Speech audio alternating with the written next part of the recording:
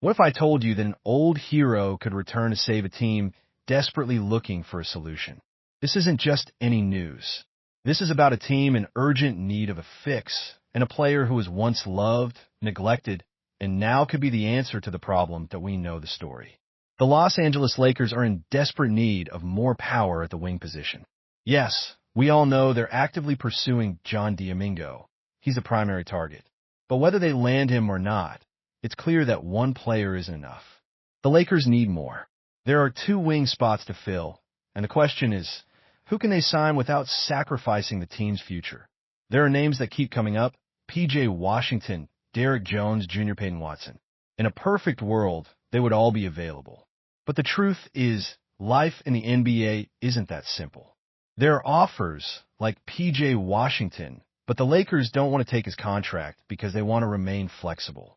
They don't want to go all in this season and have their hands tied for years to come. They'd rather use the entire non-taxpayer MLE for bigger moves in the future. But even so, it's still clear that they need to strengthen the wing rotation, especially with veteran players. And that's where a name that's rarely talked about comes in. A player who was once a star, now on the sidelines, and seems to be just waiting for someone to call him. Whoever this guy is, he's a familiar face on the Lakers. He started out young, rose alongside LeBron James, and was even part of a championship-winning team. But since he left, he seemed to have been left on the sidelines. His minutes played have dropped, his confidence has plummeted, and he's been gradually forgotten by many. Now, he's in Milwaukee, and it's clear he's no longer part of their long-term plan. He's making around $20 million this season, and the question now is, who would dare to take him, and how much is he worth? This is where the Lakers' big decision comes in. After all, there's no need to sacrifice a big asset for him. He's no longer the star player they once sought a first-round pick for. Perhaps 2 second-round picks would be all it would take to acquire him. A low price for a player with game experience, size, arm length, and most importantly, the heart to defend every position on the court. Yes, it's true, his three-point shooting isn't as good as it used to be. Last season, he shot just over 34% from 3. But let's look at the big picture. 6 blocks, 3 assists, and defense that's known around the league. He has a rare combination of size, defensive prowess, and the ability to contribute without being the star. And here comes the most exciting part of this story. Of all the teams he played for, it was with the Lakers that he showed the best version of himself. That's where he made the highest percentage of his three-point shots, 36 to 37%, while playing alongside a superstar who knew how to bring him to life on the court. The reason is clear. He just needed the right environment, the right playmakers, and the right confidence. Now, think about it. He's coming back to a team with the same kind of playmaking. There's Luka Dončić. There's Austin Reeves. Players who are skilled at opening up space for shooters. If he could just be given this opportunity again, it's not impossible for his old flame to return. If I were asked, I wouldn't rule out taking him as a second option at 4 positions. He's not the breakout star. That should come from a bigger trade, perhaps a younger, higher-level wing. But as a backup, as someone who can be put on the court at any time and you know will provide something, defense, rebounding, discipline, he's worth the price that if you love the kind of story of a player who falls but still has a chance to get back up, share it. Maybe you know someone who is looking for inspiration from this kind of comeback story.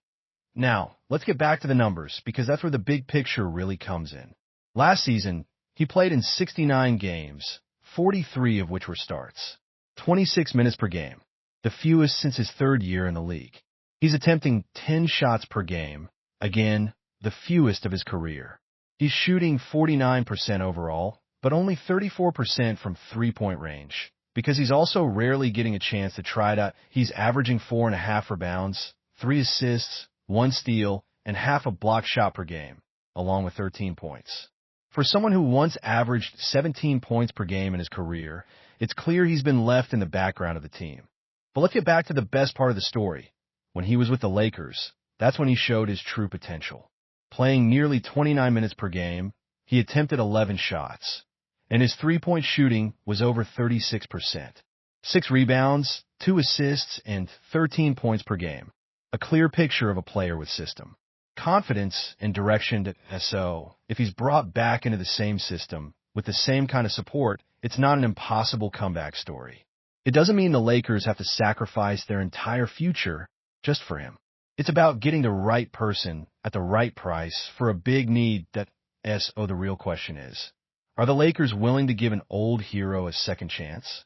Do they trust their system enough to rekindle the old flame of a player who once won with them? Perhaps the biggest risk isn't taking him, but the ultimate regret if they don't dared. If this story has moved you, that's exactly why it needs to be told. Not every new beginning needs a new person. Sometimes an old hero just needs a new chance.